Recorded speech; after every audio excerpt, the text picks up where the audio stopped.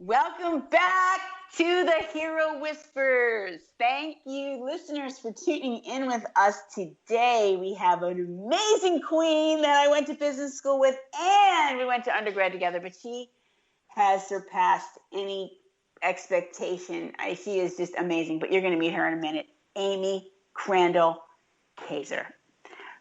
In the meantime, I just want to give a little 411 as to what we are. So this is Jeannie Marie. I'm your host. I am founder and chief supergirl of supergirls.com. That's 2 L's, the second L for love. And what we do is we help college women rise from college and launch into the real world, helping them with tools they need, networking tools, career clarity, personal branding, whatever they need to help them have a softer landing, mentorship. And we hear stories from amazing women on the Hero Whispers that could potentially be mentors, or we hear from these girls themselves. So tonight we have the incredible honor of having Amy with us. And let me just give you a little bit about her. I call this show, I Don't Know How She Does It. Okay? It was actually a movie with Sarah Jessica Parker in 2011 and Greg Kinnear. And she lived in Boston, and she worked in the financial industry, just the same as Amy. And it reminds me because she did everything, and that was the name of the movie. So this is my friend Amy. This is it. How does she do it? Amy manages balanced and equity portfolios for institutional and private wealth clients. She is a co-manager of the Boston Trust Asset Management Fund and the Boston Trust Equity Fund. She is a member of the investment policy, portfolio strategy, active ownership, and ESG research and engagement communities, and provides primary research and analysis in the consumer staples sector. Amy began her career in 1995 and joined the firm in 2012. Most recently, she worked at Shepherd Kaplan Krochuk, where she was a managing director and the firm's investment strategist.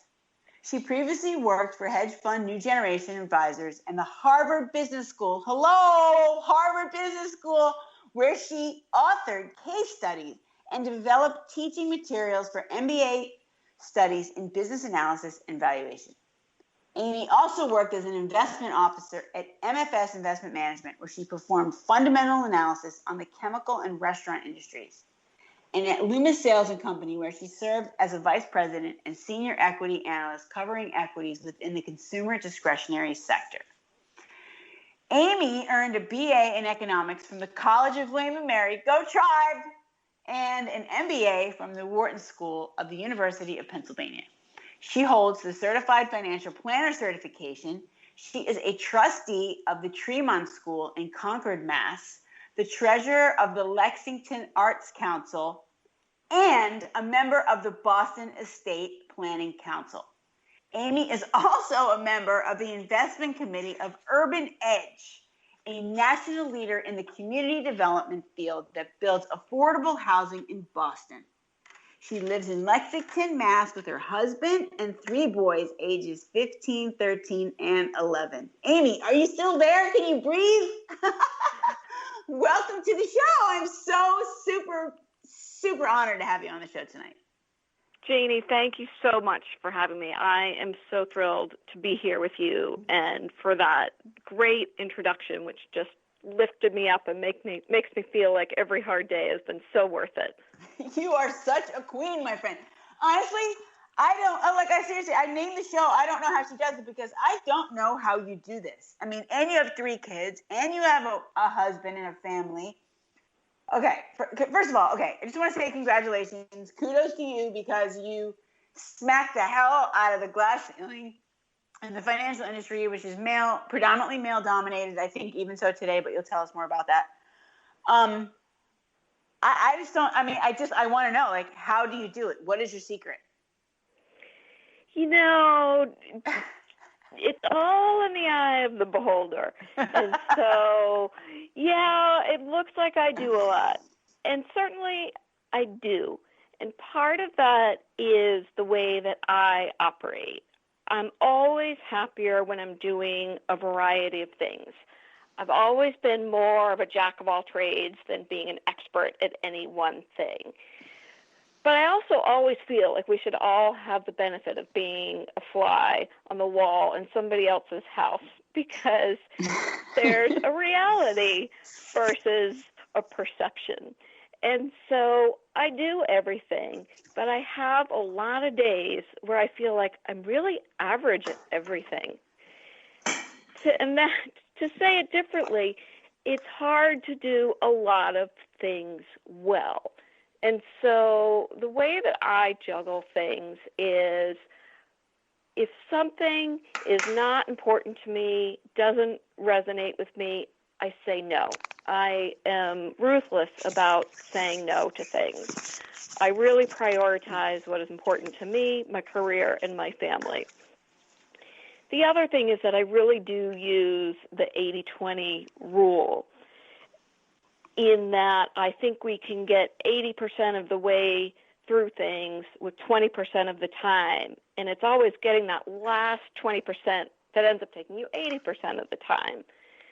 So I've worked hard to kind of understand, where is the value add diminishing, and how do I put in time so that I get the most bang for the buck, but that I don't overdo it.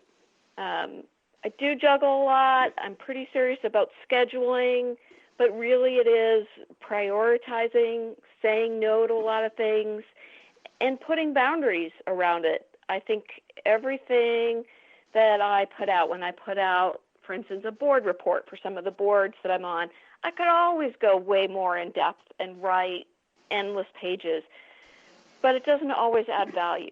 So I go for the impact, and that helps me stay sane and be able to juggle a lot of things. Let's go for the impact. I love it. There is definitely power in no. I mean, absolutely. There is so powerful. It can be so much better than trying to do something and your heart's just not in it. And I think it's more than that. I think it's that the expectation of perfection is limiting. You're going to spend a lot of time and probably never get to that point of perfection. So just be realistic about it. Yeah, I mean, it's the boundaries thing. I think for our young women, feeling out boundaries and understanding that whole world in your life, in your different facets of life, the sooner you can figure that out and try to define your boundaries, the more productive you're going to be, the happier you're going to be, because you're taking care of yourself. Boundaries are super, super important, and it's something that I see a lot of women really need to grow into. I think as women, we are all conditioned to be people pleasers. So yeah, the idea no doubt of saying no just strikes us as wrong. Like, of course, you want to help. How can you help? What can you do? But you'll end up wearing yourself out. And, even back when I was in business school, I always had boundaries. I had this rule that I never studied past 10 o'clock. And I only broke that once in our whole 2 years there. Oh, my God, that's incredible. I always knew that if I didn't get enough sleep, I'd be a disaster for whatever was occurring the next day, and that I was much better off turning off the studies, turning off the lights at 10, getting a good night's sleep, and going at things with a clear head. It is so hard to do that, though. What do you credit your strength in the defining of boundary zone? Especially in an environment like that where there really aren't a lot of boundaries. Everybody's out every night or studying late. I think my strength was an honest and real acknowledgement of my weaknesses. And so I always knew, I'm not the kind of person that can get by on 4 nights of sleep. I can't pull an all-nighter. It won't help me do better on a test. I'll do actually a hell of a lot worse because I won't be able to think clearly. So it was really understanding that root of what I needed. to be able to function my best. I mean, I certainly can't do all-nighters now, but back in college, I definitely did my fair share.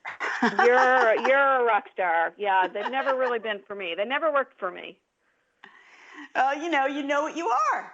I love that about you. Absolutely. It's very true. It's very true. So we talked, in your intro, we talked about your finance career, and having boundaries and being able to say no in that kind of career must really have helped you catapult through the ranks too. Or I don't know, but I think if you could just walk us through your journey. I'm sure there's a lot of women that are, looking to go in the same direction, and having some of your wisdom and tidbits and golden nuggets could really go a long way. Happy to. So rather than walking you through each job, I will walk you through the thought process. I, had in mind that someday I would love the opportunity to run a mutual fund. And yes, there is a huge glass ceiling there. Still, in 2020, only 10% of mutual funds are run by women. Wow. That is a really, really, really pathetic statistic. So it was knowing that I had this daunting task and the odds were against me, so to speak. But through every stage of my career and every job move that I made, I always thought about where am I going to learn the most? And sometimes that was at a firm because the firm was large. You'd be exposed to a lot. You'd be exposed to the best practices.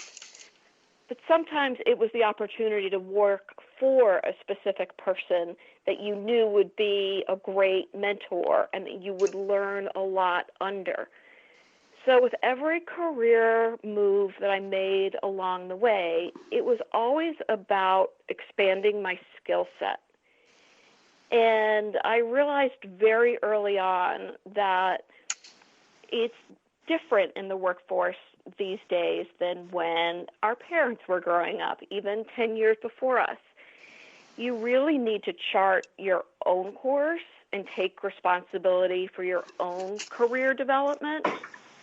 And there were times that I left jobs because I didn't feel like I was going to have the opportunity to expand my skill set the way that I felt like I needed to be able to move to that next level. So you really have to be your own career director and think about what skills you're gaining, what skills you need to gain to be able to get where you want to be, and where's the best place to gain it. It might not always be internally. It might be moving to another firm.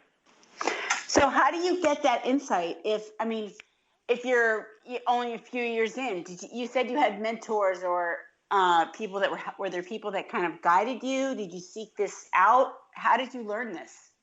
So that's a great question. And I will say that I always sought out mentors, but even as much as I did it, I wish I had done it a lot more.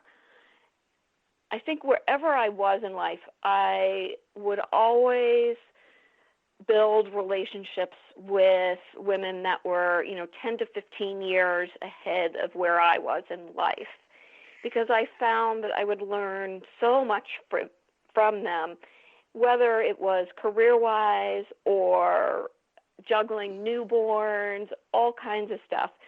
By talking to somebody who's just gone through what you are in right now, you're able to learn a lot of the shortcuts. And I ask everybody, what are the biggest mistakes you made? What do you know now that you wish you knew then? And learning from those